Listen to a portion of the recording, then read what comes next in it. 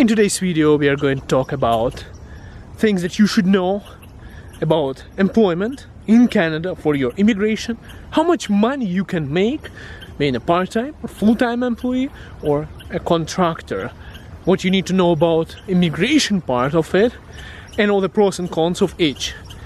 Guys, let's get started. What's up and welcome back to this YouTube channel. I forgot to say that. It's your guy Igor here. Well, I'm going to jump over the water. Pray I'm not going to fall. So, first thing is benefits. Guys, and employment insurance. Let's start with employment insurance. Employment insurance is something you get here in Canada. Something...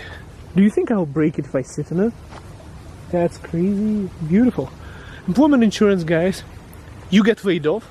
In Canada, you apply for employment insurance. Government pays you something while you're searching for other jobs. Okay? Part-time employee or full-time employee, you're contributing with payments towards it. If you worked enough hours in the year and you got laid off, you can apply, you can be qualified for it, and you can get, so to speak, government support. But it's actually an insurance while you're searching for another job. It's like $2,000, in some cases less, some cases a little bit more, a month while you are applying and searching for other jobs. Right now it can be like half a year or 1 year of payments like that, depending on what's unemployment rate in your region. And it's really helpful for part-time and full-time employees. If you're a contractor, you don't get it. You're on your own. You don't pay towards it, and therefore you're not entitled for it. Guys, being a contractor, you are a separate legal entity. So for instance, if you are contractor, you can be a sole proprietor, or you can be a corporation. You're a separate business. So that's why you don't get company benefits unless you buy your own. So I have an appointment with the dentist and I'm covered by the company benefits. It is $540 for hygiene appointment and just to do an x-ray. So if you are, there was somebody walking there where the guy went. So if you are self-employed, you have to pay it out of your own pocket. If you are covered like I am, you pay out of your pocket, you submit a claim, the insurance company covers you 60 or 80, sometimes 100% of the entire price, depending on which company you're working for. So I always encourage everyone on this channel, if it's two of you, you and your spouse, one of you should work as an employee full-time. So you would be on their policy as a spouse, or you can add even dependents there. So it's important to have it. We have universal health care, but dentists are not covered in Canada. You know, to go and check your vision, you have to pay your hearing, you know, these kind of things. You have to pay from your own pocket, and those guys, they actually help you by covering you, the companies. In case you're a contractor, you can get it, but you have to pay for it every month out of your own pocket for that policy. You can get a policy, but you have to buy it from an insurance company. Now guys, of course there is a big benefit of being a contractor in terms of compensation. So contractors do get paid more. If you find a job that's like employee getting $30, $32, $34 an hour, something like that, a contractor would get closer to $45, $50 an hour. The reason for that is the company does have to pay benefits. You're not contributing towards the I. You are paying your own taxes. The company can give you more because they don't have to pay for you as much. That's why contractors make more money. They bring more money home. In the end of the year, when you have to file your own taxes, that's when the fun begins, when you have to give $5,000 or $10,000 in one payment to the Canada Revenue. You better have enough money for that, because it's easy to get used to how much you're making, start spending more, not take into consideration that you still have to pay to the government. So you do make more money as a contractor. At the same time, all the benefits, including liabilities.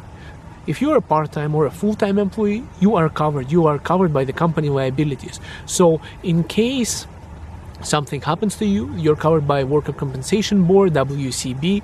You know, if you can take time off to recover, you can, work from home, or you have a coverage that if you're injured at work, you're staying home, you're still getting paid something, so that the employer helps you out. If you're a contractor, you're on your own. The company doesn't have to pay for it.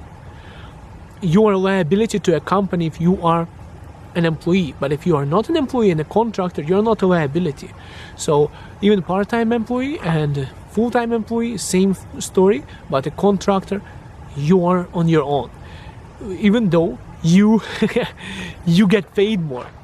So guys, most important part is I want to cover immigration. You are supposed to have a full-time job offer to get your immigration done. You cannot get your immigration done if you are working as a contractor, because it doesn't count.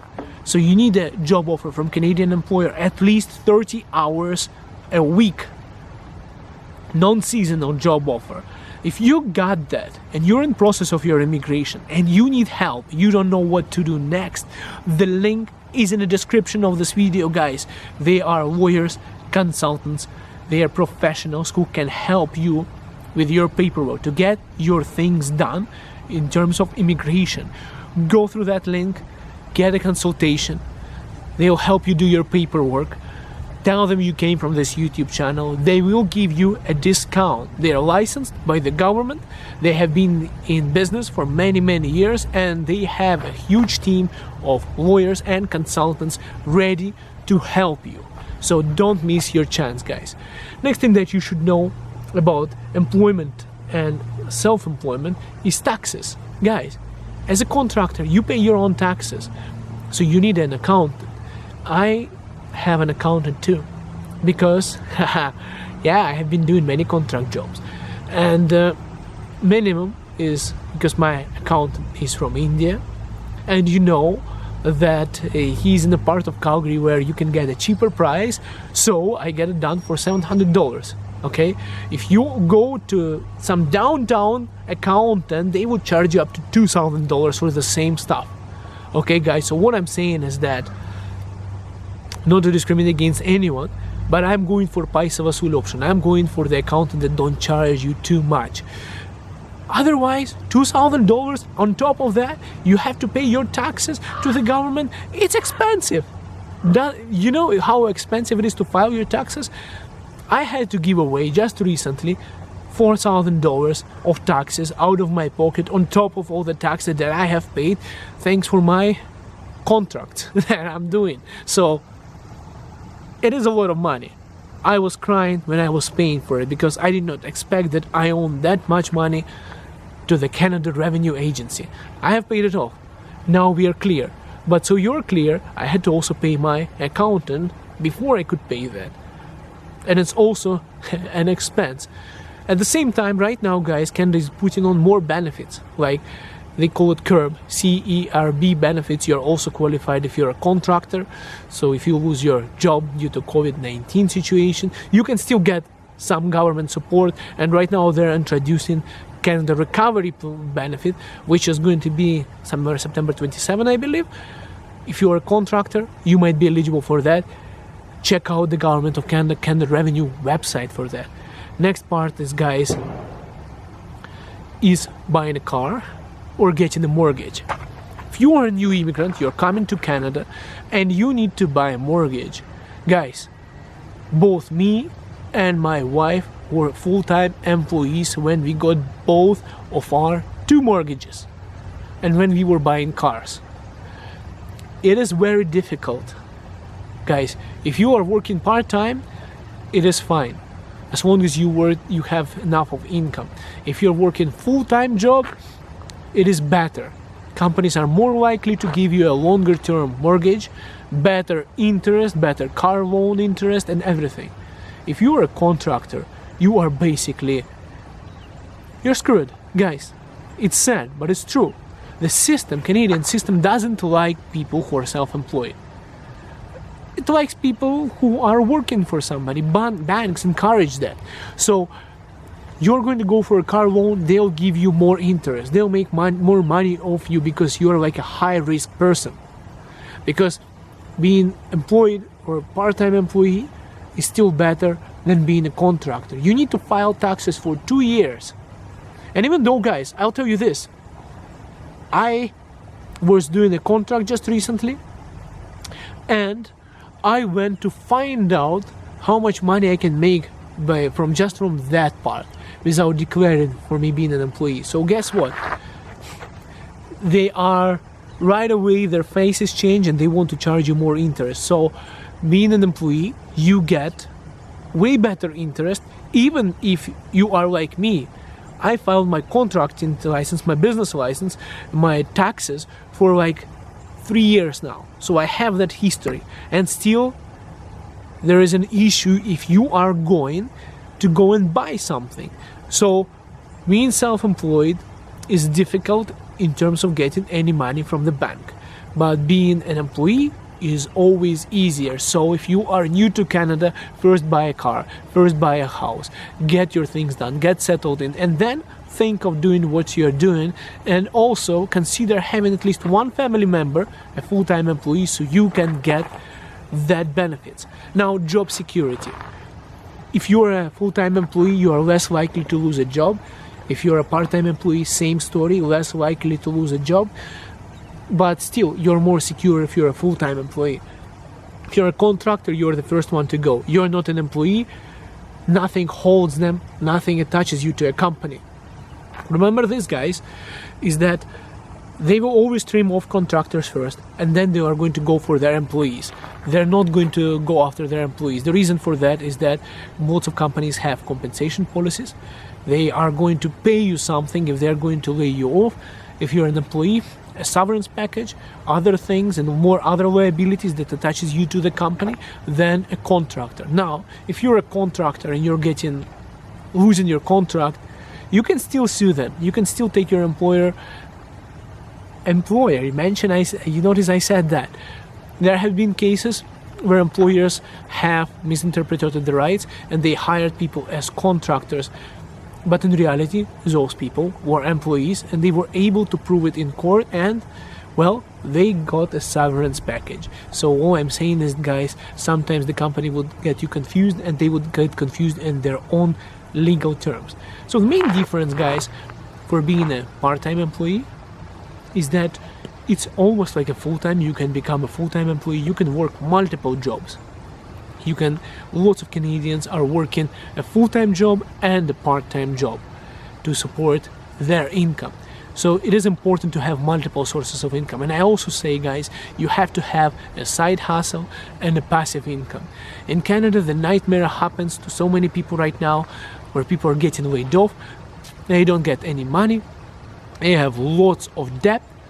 And even if you get employment insurance and you're not making enough, you don't have savings, and you cannot afford your mortgage payments. They'll take away your house, they'll take away your car. They'll throw you on the street and you'll be in a line for a food bank asking for food. And that's a really bad situation, especially if you have kids. And I don't want any of you guys to be in that situation. It's sad to see people do that. And I hope Canada does some more legislation to protect your employment, because right now they don't. You've seen my last video. I complained a lot. Being a self-employed, part-time employee, full-time employee, they can get rid of you easily. So it doesn't save you, doesn't protect you, doesn't give you anything being a full-time employee versus a contractor, because just one paper, just one notice, and the employer can get rid of you. But you can always take them to court, but when they are going to get rid of you, they'll give you a waiver. You sign off your rights to sue them, they give you like 3 additional weeks of pay, you get your monthly pay, and then arrivederci, bye-bye. Anyhow, guys, so I hope this video is helpful. If you're planning to have kids, planning to take mortgage, planning to buy a car, part-time and full-time employee is good for you. Do not be a contractor in that case. If you are doing your immigration, there's only one option for you: to be a full-time employee. If you are planning to make more money and build a career, you don't need your immigration, you're not thinking of taking another mortgage, buying a car, and you're doing pretty well, and you just want more money and more career opportunities, go for a contract. It's way better. Guys, thank you so much for watching this video. Check out the links in the description of this video. Give it a big fat thumbs up, send it to your friends. I'm looking forward to read your comments. See you guys soon in the next video. Bye for now.